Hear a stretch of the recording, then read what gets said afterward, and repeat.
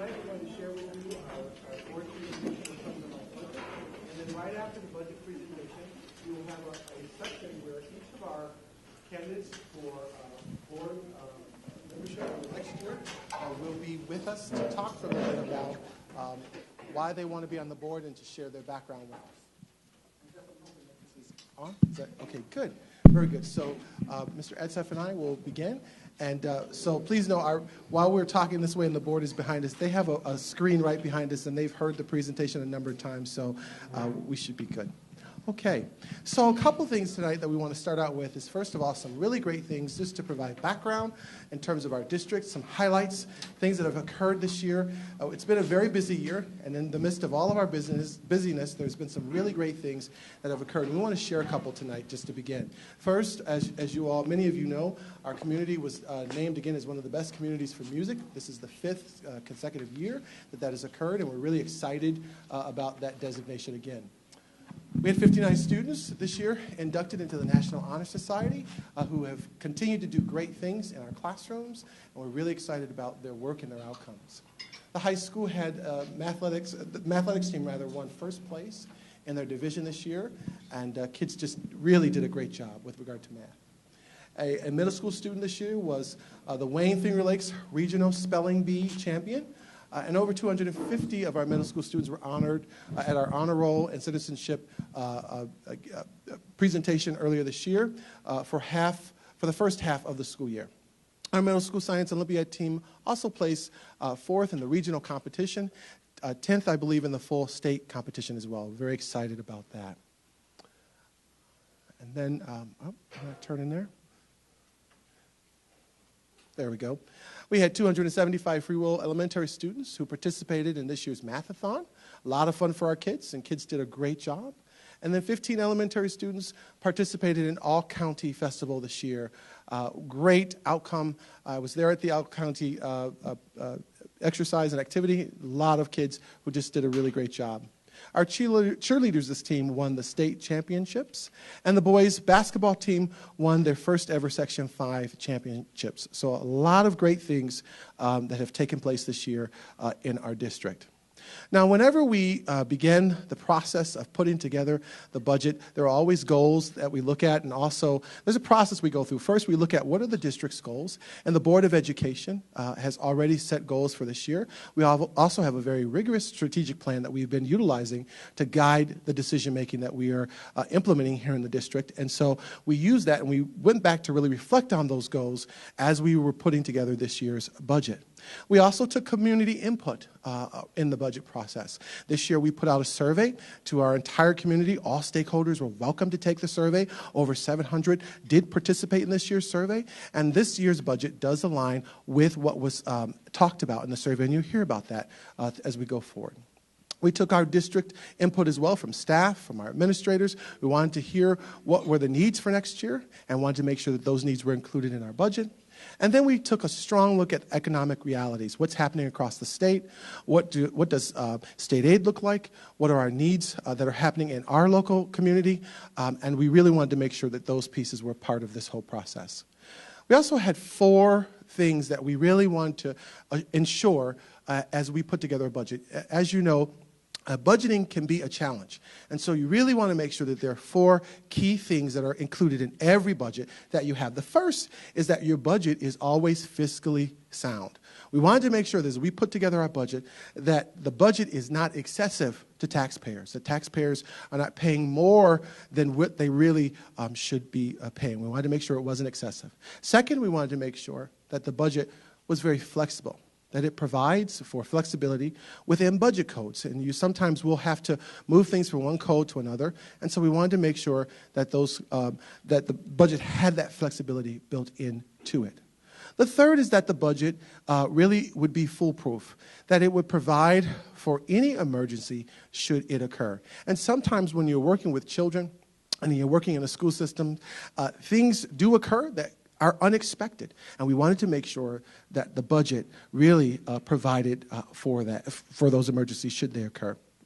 And then lastly, we wanted to make sure that the budget that we created was flowing, that it had enough cash flow in it available that should state aid be withheld, we would be able to operate without any difficulty. And sometimes, while we love the state, sometimes they do withhold state aid or they don't disperse it in a fast enough time as they have projected it. And so we want to make sure that there were allowances taken into part with regard to that. So again, budget process, we wanted to be fiscally sound, flexible, foolproof, and flowing.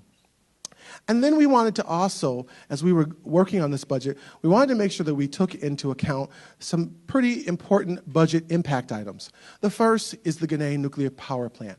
So we've heard from a lot of people that there is concern about Ginna. Many think that the Ginna issue has been resolved, it's settled. I want to be clear, it really hasn't been. Just over a month ago, I was in Albany with several other superintendents, and you can go on to the Albany Legislature website and you can see the testimony that all of us gave together as superintendents around the nuclear power plants. For those who may not be aware, so there was a deal that was done by the governor that was put into place to really hold on to several nuclear power plants, but not all across the state. Some got basically some funds. Our nuclear power plant is one that did. Ginna got some of those funds, but others did not. And so there's been a lot of contesting that decision from the governor across the state. The legislature just recently met, I believe, I heard this morning, just several weeks ago. And so there's lawsuits that have now gone into place, and we're just kind of taking a wait-and-see approach to see what happens with this. And so Ginna certainly is an impact item that we wanted to keep our eyes on. Also, this year, we are getting less than what we have normally gotten before with regard to the pilot from Ginna. And Greg, if you can tell me, I think that amount is 200 and how much this year less this year? Next year, we'll be receiving $279,000 less than we received this year. And the year after that, we lose $286,000. So over a 4-year period, we're losing $637,100 from Ginna. Right. And so as we begin to put together the budget this year, we really wanted to make sure that we allowed for that, because that is money that we need to make up and also be careful with in terms of our planning. The second budget impact item is the district reserve usage. So Greg, you want to talk a little bit about that? Yes, for the past 6 years, the districts used our reserves to help fund our general fund budget. Reserves are really savings accounts for specific use. Back in 2010, the district had planned a capital project, had a financial plan that called for us to save $17 million to cover what's called the local share. State aid would have paid for the lion's share of that project, but then rather than raise taxes, we were going to use our savings account to pay that local share. Unfortunately, that vote went down, so we couldn't use it for the capital project. So then we, as a district, said, how can we use that money to benefit the students and the taxpayers? So during the economic downturn of the state, rather than cut program and lay off staff, we used our savings account to help balance our budget. We were using about $1,318,000 a year for about a 6-year period. Unfortunately, what happens with that is it's not sustainable. It would be, putting it in context for yourself, if you had to use your savings account every month to pay your mortgage, how would you pay your mortgage when your savings account runs out? So the comptroller last year deemed us to be a district susceptible to fiscal stress. On a fiscal monitoring system, if you have a score of 45, you're in fiscal stress. Our score last year was 33, so we were right on the cusp of that. The major reason for that was we were using our reserves at such a high level, it's just not sustainable. So we got together and we put together a plan. Dr. Timms was here to do part of the study. One of the first things he said was, you can't continue that, which we knew. And he and I worked together, and initially we were hoping over a 3-year period to wean ourselves off of using our reserves at that high of a level. And we're going to show you a little bit later on. We actually did better than that, and we were able to wean ourselves off in 1 year, but there was a lot of contributing factors to that. Great. So certainly the district reserve usage is one of those items that we wanted to make sure was inclusive, that we took into account when we put together this budget. Staff attrition. So this year we put out some incentives, and those incentives certainly have an impact on our budget. We actually did better than what we thought we would do around the staff initiatives that we put forward. And because we had more staff than what we thought that took some of those retirement incentives, it certainly helped us with being able to keep keep our budget a little bit lower than what it could have been, basically. And so certainly that is a budget impact item that we took a lot of look at as we put together the budget. Want to add anything else to that, or are you good with that? No, that's a very major contributing factor, and we'll show you that when we get into the expense numbers. And then the retirement system. So, some of the cost for retirement has gone down across the state. You want to share a little bit about the 3% reduction there? Yes, employees at Wayne Central are either part of the teacher's retirement system or the employee's retirement system. The way the retirement systems work, they're kind of like the throughway. People that use the system pay for it. The retirement system has a lot of cash on hand up front. They invest that money. So when they figure out how much money they need every year to operate and be able to fund the system, they have so much from interest earnings and investments. What they don't raise through that, they actually charge school districts as a contribution rate. They also get 3% from employees that aren't vested yet. So employees that are in there, actually now I think they pay for their life, but used to be for their first 10 years. So when the state's economy turned down and Wall Street had all their trouble back in 2012, the investment earnings on the retirement system went way down. Conversely, the contribution rate went way up. It used to be in the single digits. The teacher's retirement system currently is at 11.72%. Next year, the rate will be 9.8%. So that's a 2% drop. Plus, the salary total that we're applying that percentage to for Wayne has gone down because of our retirement incentive. So our budget line for that expense alone is down $400,000, which is a very major piece for us. And then the medical insurance piece and the tax levy limit. You want to go ahead and talk about this? Yeah, the school district is part of a medical consortium plan. There's 43 school districts that pool together, and we make up a plan. Typically, in the medical field, there's a term that they call trend, and trend for the medical field is 10% a year. So on an average, if nothing changes in the medical field, rates typically go up 10% because you've got the hospitals, you've got the doctors, you've got the drug companies, the pharmacists, all those different things are contributing factors. Our plan is only going up 4.5% because we actually operated the past few years at a profit. So I know 4.5% sounds like a big number, but in the medical field, it's actually a very low number. So that's also helped us. Yeah, the tax levy limit is a formula that was put in place by the New York State legislature and the governor 2 or 3 years ago. Unfortunately, it got the moniker of a 2% tax cap. Actually, what it is, it's an 8-step formula, and what it does is you run the formula and it tells you how much you can raise your tax levy, which is the amount of money we raise from our residents without requiring what's called a supermajority vote. The 2% moniker relates to it's either 2% or CPI, whichever is less. So one of the steps in the formula, it limits you to 2% or the CPI. Last year's CPI was 0.17. This year I think it's 1.26%. So really what it does, it limits the amount. In the old days, if our assessment went up and we needed to go out and raise $1 million, we could go out and raise that in taxes. Now there's a formula that controls the amount of money that we can raise from that. And the formula for Wayne this year actually is up over $1 million. We're only proposing to raise our tax levy $530,000, so half of that. The danger of that is the way the formula works, that other $537,000 we're not going after. Next year, that number's gone. You start from where you ended up this year, and then you move forward. So it almost forces you to go after as much as you can in the snapshot of that year, but you also have to be very careful of your tax base and can your public afford the budget that you're putting forward. So it's a little bit of a balancing act because you want to have enough money for your academic program, but you also want to be conscious of your taxpayers and people's ability to afford the taxes that support the system. So we have a 3-part budget: program, administrative, and capital. Go ahead. Yeah, I'm going to walk over here just so I can point to the chart. So this chart shows you the column 2016-17. This is our current budget at Wayne, $47,141,930. It's divided into 3 major components. The first one is program. Program is anything to do with teaching and learning. Regular ed, special ed, nurses, libraries, interscholastic, psychologists, co-curricular activities, transportation, school nurses, all those are considered part of the program. Administrative would be the Board of Education, legal fees, the principal's offices in our 5 buildings, the district office, some BOCES administrative costs fall under this component. The third component is capital, which is our operations and maintenance, maintaining and cleaning our buildings, as well as any debt service or mortgage that we have for projects we've done in the past. The proposed budget for next year, total $44,975,305. So that's a $2.1 million decrease going from this year to next year. As a percentage, that's 4.6%. The program component of this total, almost $35 million, but that piece is down $2.6 million. Administrative, $4.6, down about $76,000, and the capital is up $5.6 to $500, an increase of $536.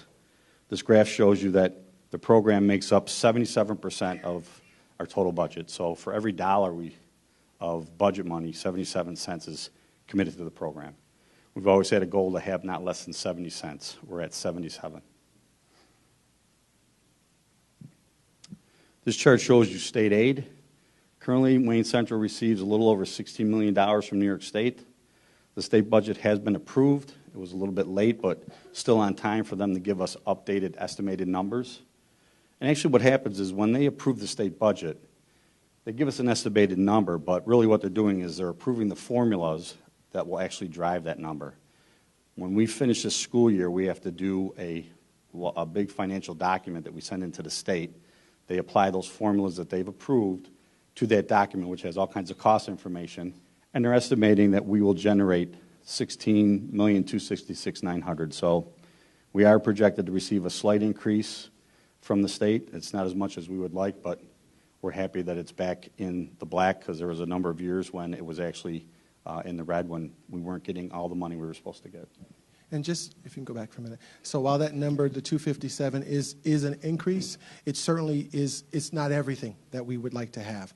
And certainly it is a budget impact item. Again, just think about it. With a district of our size, just the cost increase for health insurance, the 4% that he talked about earlier, that number, that doesn't cover salary raises or anything. But it is something that came in for the state, and we're glad that we got that because it will help us to reduce taxes even more than where we originally started talking about. Several weeks ago, we were here working through the budget. Several of you all were here as we were going through the budget, and because we got that amount, we were able to lower our budget next year a little bit more in terms of the piece that would be coming from taxpayers. Okay?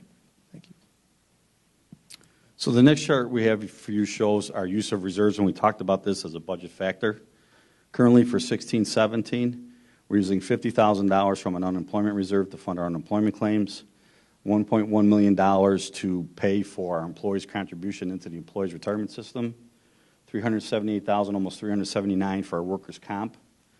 Applied fund balance, what that term refers to is money that's left over from one school year you can carry over and use it as revenue to help keep the taxes down for the following year. So currently, we're using $2.7 million of really one-time money. These are bank accounts here, savings accounts. This is one-time money to the tune of $2.7. Next year, we're proposing using zero from the unemployment reserve, zero from the retirement contribution, zero here, and we've lowered our expectation of what will be left over to $950,000. So a significant reduction in relying on that one-time money that won't always be there, which will really help strengthen our financial position moving forward. And just to kind of add to that, so it's like basically coming off your savings account. So we've had a pretty healthy savings account, and we've been spending that savings account. And now, the savings account is kind of, we've been drawing out of it, basically. So now it's moving off of using your savings account and using your own money, basically, to cover the needs in the district. And one of the things we want to be careful with is really, again, as Greg talked about, how we use those reserves. Really, reserves should be used in real emergency situations. They shouldn't be used to fund the day-to-day operations. And so we want to really build those reserves, move the district into a more fiscal health, and it's really important. I shared at some of our other meetings that we have to be really prepared for emergencies. So you all remember just a couple weeks ago we had that windstorm, and it was a pretty busy day. We had a roof in one of our buildings that just blew off because of the wind. And we had to really work closely to get things taken care of. And those are types of emergencies that we need to be ready for. We had, last school year, we had a water main in one of our buildings. The water just started coming out of the ground because of the piping system that's so old, and we had water coming out. Those are the types of emergencies that really reserves should be used for. And we have to fix those things pretty quickly so that kids can continue in their school day. And so when you deplete the reserves, and take them completely down to where you can't cover it, that's when you start to really hurt as a district. So our goal is to move us from that emergency fund to now saying, okay, let's cover it on our own without using the savings. The savings really needs to be there for emergencies. Okay, want to go ahead and do the other reserves there? So just before we leave the slide, one of the questions we've heard quite a bit is, well, if we're closing a school and our budget's down, right, why are we proposing a tax increase? It's for the simple reason it is right here, because we're not using all that one-time money anymore. We really don't have it to use at the level we've been using it. So that's why we have to raise taxes slightly to fill the gap between this, and we'll show you what the tax impact is. And also the Gannett issue as well. And the loss of so money less from income coming in. All factors. Correct, yes. Okay. So two other reserves. We have a bus purchase reserve. Typically when voters go in to vote on the budget, there's usually a second proposition. We ask you to approve a bus purchase. We might buy anywhere from 5 to 6 buses a year.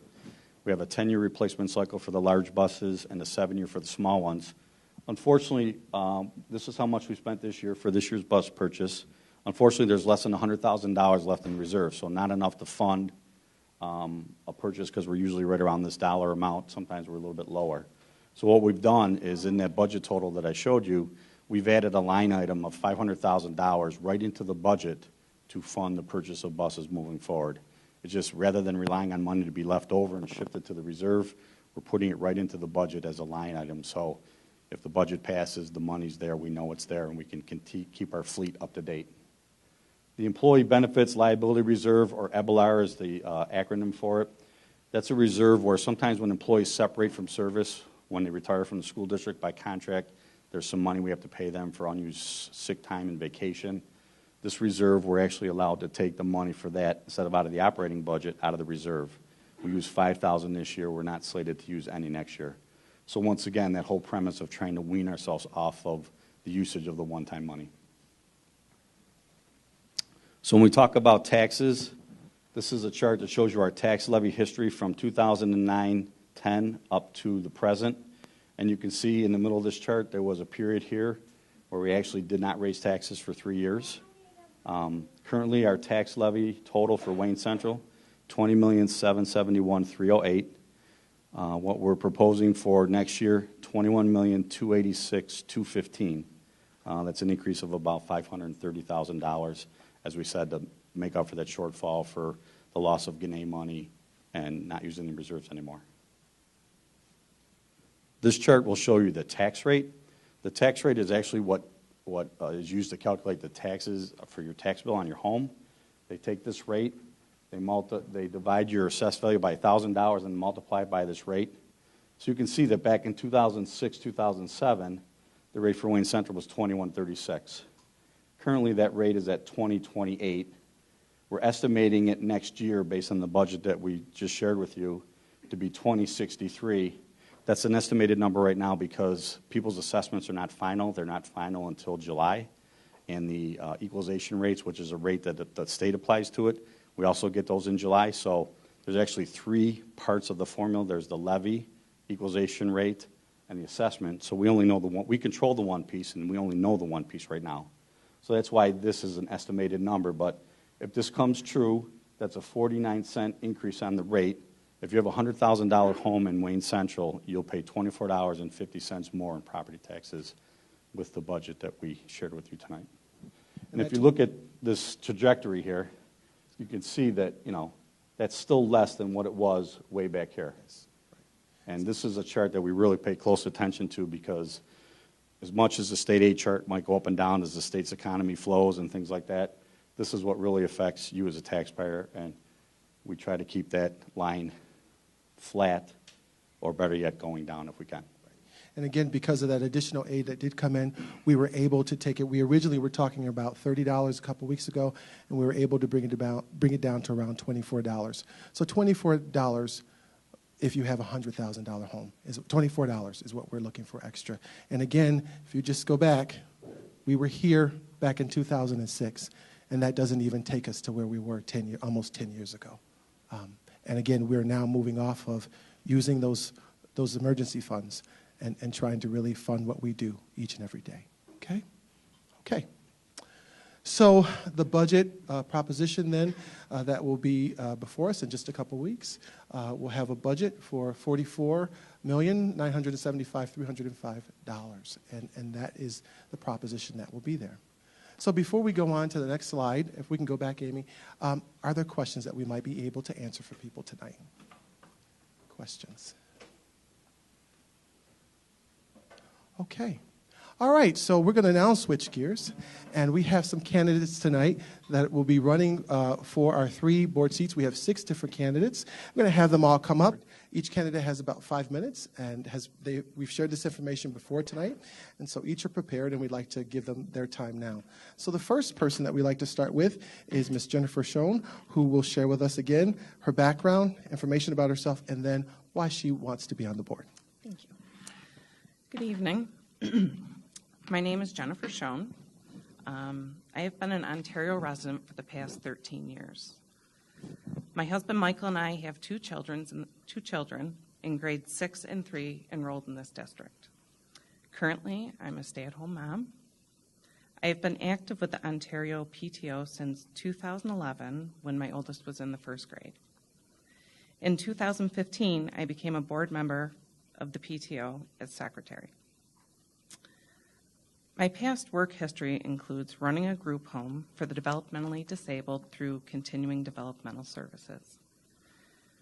Most recently, I worked with high school students as a paraprofessional at Monroe No. 1 BOCES, where I was a member of NYSUT, before I left to begin raising our family at home. Back in 2004, when my husband and I decided to make Ontario our home, we decided here because of the tight-knit community that it offered. However, the biggest draw for us, without a doubt, was the school district's excellent reputation.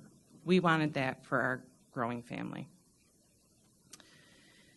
In the past few weeks, I've been asked a lot of questions regarding my choice to run for school board.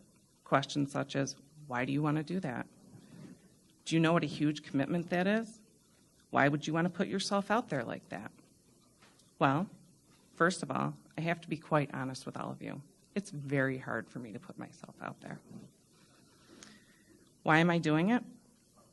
I have a passion. I not only have a passion for my own children, but for all of our children, for this entire community, faculty, and staff. My past work history of running a group home has given me a lot of insight on how to best help students that struggle. I also realize that having a child of my very own with a disability, that Wayne has great opportunities for those children who need enrichment. Also, working at BOCES, I saw firsthand the stress and demands that are placed on our educators. What has transpired in our community over the past school year has been nothing less than tragic. It has affected not only the families and staff at Freewell Elementary, but our entire community. It has caused a division in the Wayne Central family. Unfortunately, there was not a perfect fit-all solution. Where does that leave us now? Well, we need to do our best to bring it back together and work towards rebuilding and unifying our district. Our children deserve that. I know that with proper leadership and sound decisions, we can pool all of the wonderful talent that this district possesses, not only to benefit our children, but the entire community. Can I do that alone? No. But I can promise that if elected to be on the Board of Education, that our children, faculty, staff, and residents will be my priority. I am truly vested in our schools, seeing as how my own 2 children attend. I only want what's best, and I won't settle for anything less. I believe I can be that voice. Thank you.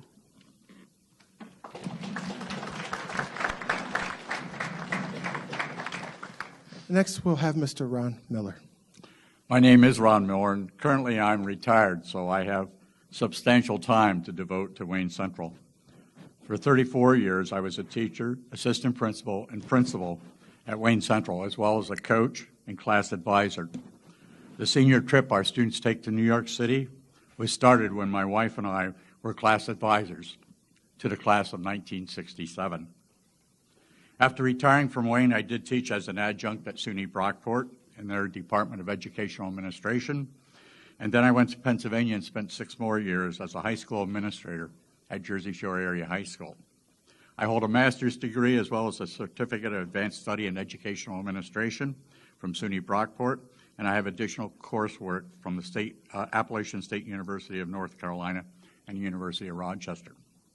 I have lived in Wayne Central School District a total of 43 years. Both my children are in public education. One a 4th grade teacher in this district, and our son is a principal of a special needs school for the Genesee Valley Partnership. I've been on the board for 4 years and served as president 2014 and 15 and 2015 and 16. I'm seeking re-election because these are difficult times for all public schools, but especially for Wayne. Like many public schools, our enrollment has declined, and based upon live birth data, it may continue to decline. Our state aid funding is uncertain at best. The future of the Gannett Power Station and its financial contribution to our district is subject to court cases at both federal and state levels. Just a few years ago, there was sentiment on the part of some town supervisors to take back the sales tax money that they give to the school districts of Wayne County. The governor's tax cap limits our ability to easily raise additional revenue from that source. Our goal has been to maintain programs, academic and extracurricular, while looking for opportunities to offer additional programs and experiences at a cost our community can afford. Earlier this week, there was a post on the One Wayne website that I was, quote, very open to a 712 building. I need to correct that post. The person posting has never talked to me about my views or the benefits or disadvantages of a 712 building. I have said at board meetings that Wayne Central was a 712 building when I started to teach here in 1963. I have also said that I know of no educational research that definitely demonstrates that a particular grade configuration results in superior academic achievement. I have also said that many school districts have a 712 building, including Victor and East Rochester. During the course of my professional career, I have worked with 7 different superintendents at Wayne and 1 in Pennsylvania. I have also served on this Board of Education under 3 different administrators, 3 different superintendents, 11 different superintendents in all during the course of my experience in public education. I admire and respect the courage and leadership of Dr. Calvin in bringing to the attention of this board the need to get leading experts to look at the issues we have been dealing with as a board. Had these issues not been addressed, we might well have ended up like Oswego, which had massive layoffs of staff and cuts to their academic and extracurricular programs. No one likes to close a school. It is painful to those who have ties to that school. It is not a decision that I enjoyed making. The TIM study clearly showed that we could not continue to do business as usual, and the budget reflects the changes we have made. It's not the bricks and mortar that make an education meaningful. It is the staff, their ability to connect and contribute to student learning and growth.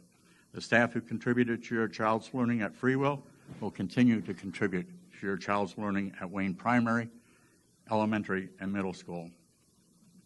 Because you may be angry at me for our decision, you may choose to vote against me.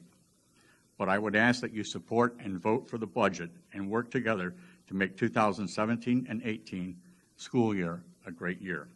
I believe my background in education, my experience, my knowledge, and my training make me uniquely qualified to contribute to decisions that are best for all Wayne Central students and residents. Thank you.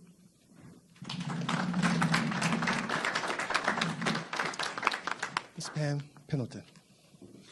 Hi, my name is Pam Pendleton, and I am running for re-election to the Board of Education. To let you know a little bit about me, I moved to Ontario in 1968, graduated from Wayne Central in 1974, received an N6 regular education degree from SUNY Potsdam in 1978, and then earned my master's degree in special education from Nazareth College. I was in education for over 33 years and am now retired from North Rose-Wolcott Central School District, where I taught elementary special education for 28 years. While I was at North Rose, I was selected to be on a principal and a superintendent search committee. I was lead teacher for the UPK Research and Planning Committee. I was a student council advisor, building committee chairperson, and I was a building rep for the Teachers Association. I was also on the executive board of NEC, which is a statewide organization for special educators, for over 20 years. I was president for 2 years and then chairperson for 2 statewide NEC conferences.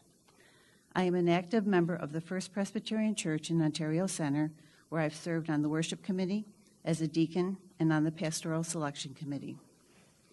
During my first 3 years on the board, I have served on the policy and communication committees.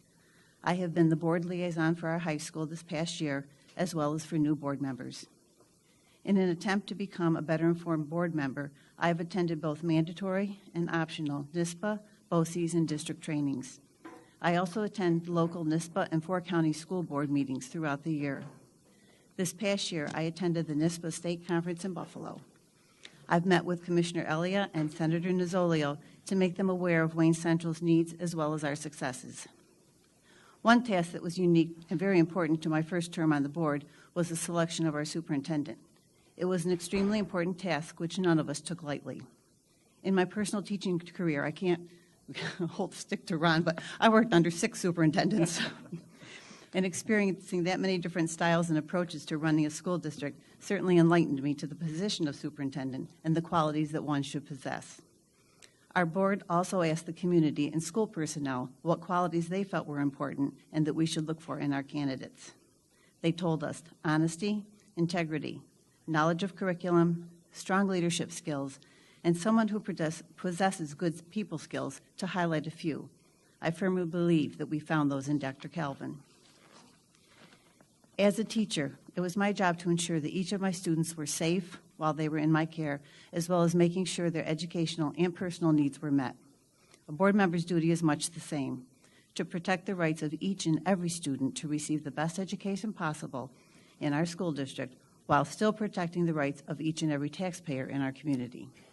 On the flip side, being a board member is different from being a classroom teacher and part of that school team. You're still part of a team, but you are one of 9.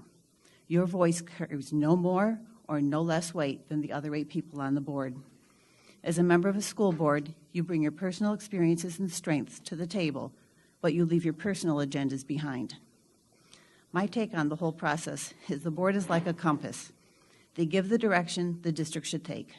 The superintendent and his administrative cabinet decide which route is best to get to that direction. And then our wonderful teachers and our support staff take our students on that 13-year journey to becoming well-rounded, educated citizens.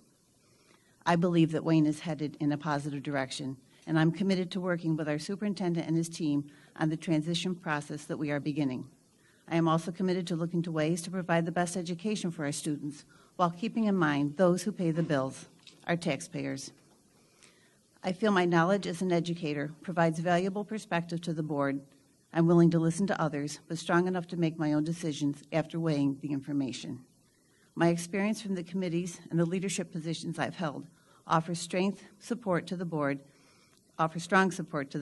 with the tasks that are facing our district. I hope to have your support at the May 16th budget vote and allow me to serve the stakeholders of Wayne Central for another term. Thank you. Mr. Steve Gallagher. Good evening. My name is Steve Gallagher, and I'm running for a seat on the Wayne Central School Board. I have lived in Walworth since Christmas Eve Day, 1976. I graduated from Wayne in 1993 when Mr. Miller was the principal. I probably don't remember him because I didn't get into trouble or anything else back then. I went on to college. While a senior at Wayne, I enlisted in the United States Marine Corps Reserves. I attended college from the fall of '93 through the spring of 1998, graduated with Associate's Applied Science Degree in Construction from the College of Technology at SUNY Delhi, and then a Bachelor of Science Degree in Construction Management from the SUNY College of Environmental Science and Forestry in Syracuse. During my time in college, I spent 8 months on active duty in the U.S. Marine Corps, in addition to completing my 2 degrees. In 1993, I earned my Eagle Scout in the Boy Scouts of America with Troop 113 in Walworth, and I've been registered with the Scout Troop every year since as a leader, as well as the charter organizational representative to the troop since 1998. This past fall, I registered with the Cub Scout Pack 113 of Walworth as a den leader for my youngest son, Joey, when he joined the Cub Scouts. Upon returning from active duty in August of '94, I joined the Lincoln Volunteer Fire Department in the town of Walworth, where my father and brother were already active members. I have been an active volunteer there ever since, and was chosen as the chief of the department in 2003, 2004, and from 2015 to the present day. After completing college, I married and settled back into Walworth, first renting an apartment in town before building my home with my family, where I currently reside on Lincoln Road. My wife, Amy, is a special events planner and fundraiser with Hillside Children's Foundation, an affiliate with Hillside Family of Agencies. We have 3 children enrolled at Wayne. Our oldest, Emily, is in 8th grade at TCA Middle School. Grace, a 4th grader at Freewell, will be going to OE in the fall, the middle school in the fall. And Joey, a kindergarten, will be attending Ontario Primary next year. I am running for school board at Wayne Central School District to bring back accountability to the taxpayers of this district. For too many years, the school board has paid too little attention to the taxpayers and their thoughts and concerns with how administration operates and how money is spent. The current board has developed, I feel, an inappropriate relationship with the current administration that blurs the lines of who is actually in charge of the district. The current board at times seems to have forgotten that the superintendent and his administration work for them. The school board in turn works for you and answers to you, the taxpayers of the district. At the same time, the current work environment for teachers and staff is toxic. There is no trust between the employees and the district. Staff is afraid to speak out for fear of retribution. This administration has failed to be transparent and forthcoming. They gloss over and brush aside important issues. They take serious concerns of the staff as well as the public and brush them off as minor and insignificant. Most times there are no answers or satisfactory resolutions unless the concerned person continues to push the issue. That is not the appropriate way to respond to either staff or the citizens of this community. These are not isolated incidents, and my continuous attendance at these meetings and follow-through with the administration is evidence of that. It is my hope that by winning a seat on school board, I can work to repair the relationship between the faculty and administration. Standing for the taxpayers in our community, along with the families and students impacted by the board's decision, is extremely important. As a lifelong member of this community, and with children of my own in this district, I have a vested interest in ensuring integrity and transparency of our school administration.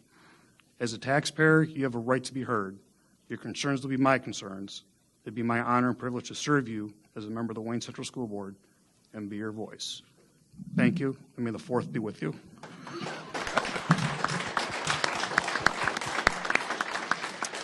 Mr. Dennis Landry.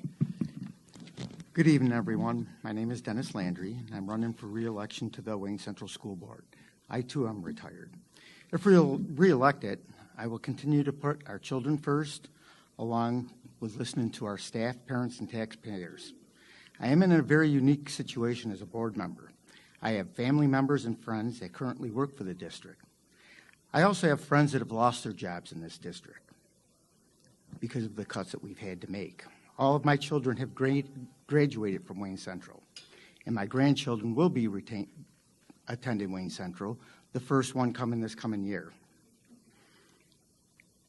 My history with the Wayne School Board goes back many years, before I became a school member, and I've seen many changes over the years. This past 3 years have been some of the most rewarding and difficult times of my life. We as a board have made many difficult changes, some that I have agreed with, and some that I have had a very difficult time accepting. But I have always tried to keep a positive outlook on these changes.